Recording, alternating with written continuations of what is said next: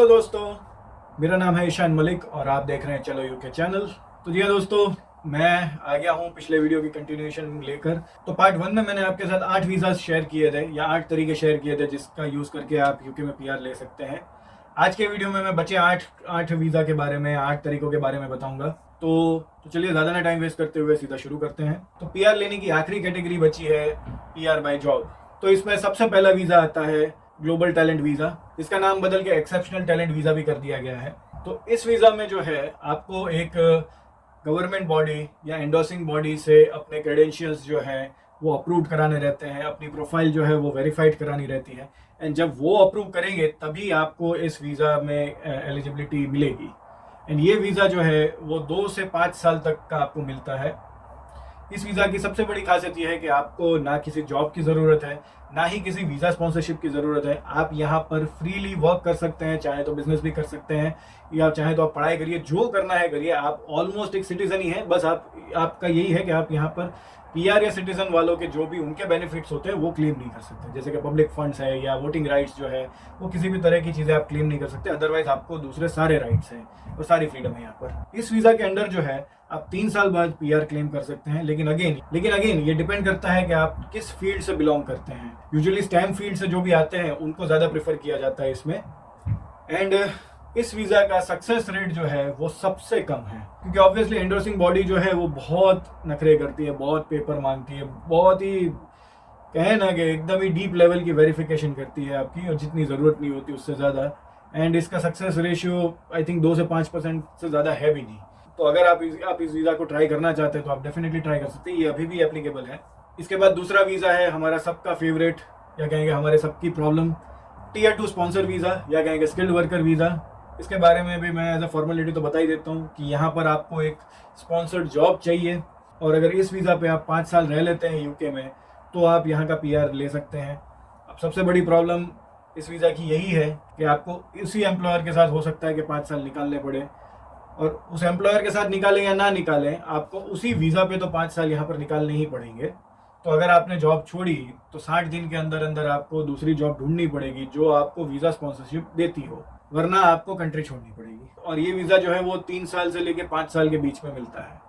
तो आप चाहें तो 3 साल का भी ले सकते हैं, 5 साल का भी ले सकते हैं। मैं हाईली रेकमेंड करूंगा कि अगर आप टीयर 2 पे जा ही रहे हैं तो 5 साल का ही ले लीजिएगा, और अगर कोई एडिशनल कॉस्ट आता है तो वो आप बेयर कर लीजिएगा, क्योंकि तीसरे साल में अगर आपके एम्प्लॉयर का मूड बदल गया, वो आपको नहीं रखना चाह रहा होगा, तो इसमें लॉस आपका हो जाएगा। अब बात करते हैं तीसरा visa, tier 2 sports person visa. तो जैसे ये नाम से ही समझ में आता है, ये वीज़ा जो है वो सिर्फ और सिर्फ एलिट स्पोर्ट्स पर्सन को ही मिल सकता है। किसी भी स्पोर्ट्स इंडस्ट्री में बहुत अच्छा नाम रखते हैं या बहुत अच्छे आपने कुछ कारनामे किए हैं तो ही आप इस वीज़ा कैटेगरी में फॉल कर सकते हैं। अगेन ये जो है इस वीज़ा को भी गवर्नमेंट बॉडी अप्रूव करेगी तभी ये आपको वीज़ा मिलेगा। आई थिंक कोई एक स्पोर्ट्स पर्सन है जिसने यूके में इस वीज़ा के अंडर सिटीजनशिप ली है।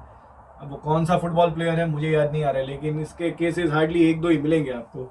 तो आप अगर आईपीएल भी खेल चुके हैं तो आप चाहें तो इसमें एप्लीकेशन कर सकते हैं, या फिर अगर आप वो प्रो कबड्डी लीग या इनमें से किसी एक के प्लेयर हैं तो आप कोशिश कर सकते हैं। कोशिश करने में कोई हर्ज नहीं है, लेकिन हाँ इसमें कुछ मिलने के चांसेस ऑलमोस्ट ना के बराबर है। फिर बात करते हैं वीज़ा नंबर 4 की, जो है टीयर 2 मिनिस्टर ऑफ रिलीजन।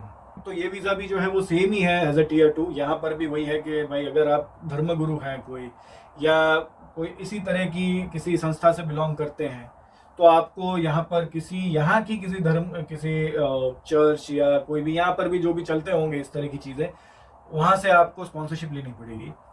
तो यहाँ पर मैं एक एक्सपीरियंस शेयर करना चाह रहा हूँ कि मैं बहुत सालों पहले जब दुबई से रिटर्न आ रहा था तो मेरी साथ वाली सीट में एक धर्मगुरु ही बैठे थे मेरे साथ में। तो खैर नॉर्मल कपड़ों में बैठे थे, और बाद में बातों बातों में ही हमारी बात हुई और उन्होंने मुझे बताया कि वो लंदन में धर्मगुरु है। अब वो कौन सा सोसाइटी कम्युनिटी को बिलोंग करते थे वो तो मुझे अभी याद नहीं आ रहा है, लेकिन वो बोल रहे थे कि भाई हमारी जो कम्युनिटी जो है वो लंदन में भी काफ़ी अच्छी खासी है, एंड हमारे जो है वो प्रोग्राम और जो भी चीज़ें हैं वो हमारी होती रहती है, रेगुलर होती रहती है, और मेरा बहुत आना जाना लगा रहता है। तो बोले इसी वजह से मैं जो हूँ वहाँ का अब सिटीज़न ही हूँ, और उनके पास ब्रिटिश पासपोर्ट था। तो मैं अभी अज्यूम कर लेता हूँ कि उन्होंने इसी कैटेगरी के अंदर हो सकता है वीज़ा लिया हो। तो आप चेक करिए, अगर आप कहीं के पुजारी हैं, कोई मौलवी है, पादरी है, कुछ है, और अगर आपको लगता है कि आप जिस कम्युनिटी को सर्व कर रहे हैं वो कम्युनिटी यहाँ पर बिलोंग करती है, तो आप उनसे कांटेक्ट करिए और आप उनसे बात करिए कि भाई अब क्या वो आपको स्पॉन्सरशिप प्रोवाइड कर सकते हैं या नहीं कर सकते हैं। इसके बाद है पांचवा वीज़ा, ICT वीज़ा, जिसको हम इंडिया में ऑन साइट भी बोलते हैं। तो ये भी Tier 2 का ही एक टाइप है। तो जिसमें होगा ये कि आप अपनी होम कंट्री से यहाँ पर अपनी कंपनी के थ्रू ही यहाँ पर आ सकते हैं। आपकी कंपनी ही आपका वीज़ा लगाएगी, आपकी कंपनी ही आपका सारा अरेंजमेंट करेगी, और उसी कंपनी के साथ आपको जितना भी आपका कॉन्ट्रैक्ट का टाइम है उतना रहना पड़ेगा उनके साथ। अब इसकी जो कुछ कंडीशंस है वो इस तरह की है कि आपको इसमें अपना प्रीवियस एक्सपीरियंस जो है वो प्रूव करना पड़ेगा। और एक्सपीरियंस की यूं कोई लिमिट नहीं है, 6 महीने का भी एक्सपीरियंस है वो एक्सेप्टेड है। लेकिन अगर यहाँ पर आपका ICT वीज़ा कौन सी कैटेगरी के अंदर लगेगा वो भी डिपेंड करता है। अगर तो आप ट्रेनी पोजीशन पे आ रहे हैं, ट्रेनी ICT वीज़ा पर आ रहे हैं, तो आपकी मिनिमम सैलरी जो है वो 23,000 ऑफर हुई होनी चाहिए आपके एम्प्लॉयर की तरफ से। और अगर आप थोड़ा एक्सपीरियंस रखते हैं, अगर आपका ICT वीज़ा जो है वो एक्सपीरियंस कैटेगरी में लगता है, तो इसकी मिनिमम सैलरी जो है वो 41.5 थाउजेंड की होनी चाहिए।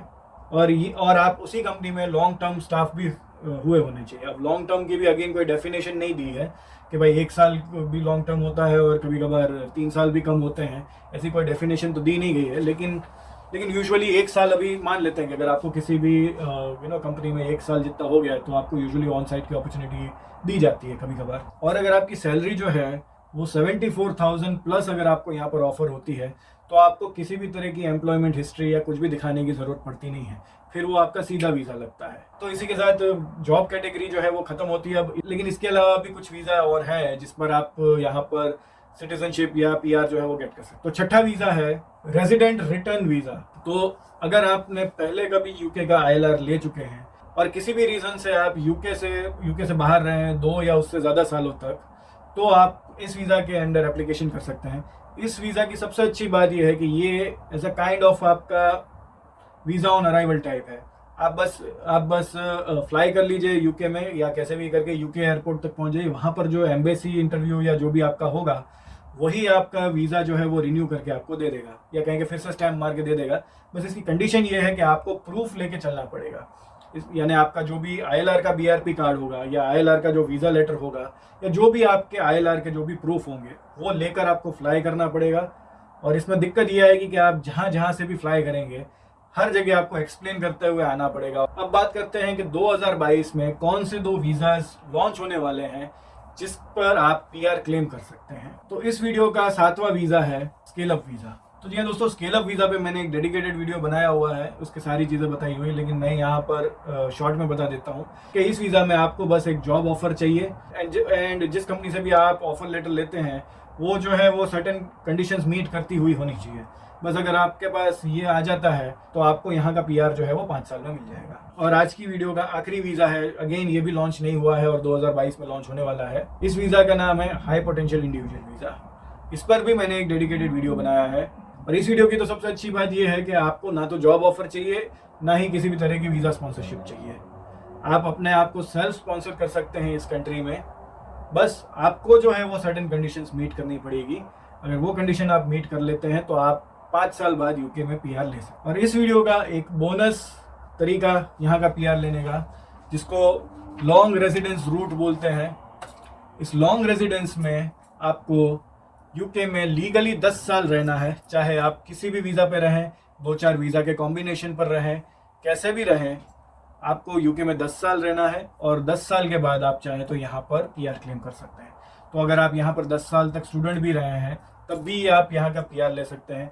या फिर आपने यहाँ पर कुछ भी करा है, आपका बस वीज़ा वैलिड रहा हो, आप कभी भी इलीगल ना हुए हो, आपने कभी कोई क्राइम ना किया हो, आपने कभी कोई यहाँ का लॉ ना तोड़ा हो, तो आप लॉन्ग रेजिडेंस में यहाँ पर अपना PR क्लेम कर सकते हैं। तो दोस्तों, ये थे सारे तरीके UK में PR लेने के। तो आई होप दोस्तों कि आपको अब पता चल गया होगा कि आप कौन सी कैटेगरी के अंदर फॉल करते हैं, या कर सकते हैं, या करना चाहते हैं। तो I wish you all the very best. And अगर ये वीडियो आपको पसंद आया है तो इस वीडियो को लाइक करिएगा, शेयर करिएगा अपने फ्रेंड्स एंड फैमिली के साथ, सब्सक्राइब दिस चैनल, क्योंकि ये इस चैनल का आखिरी वीडियो नहीं है, या इस पे वीडियो अभी आते रहेंगे। And thank you for watching the video. Hope to see you in the next one.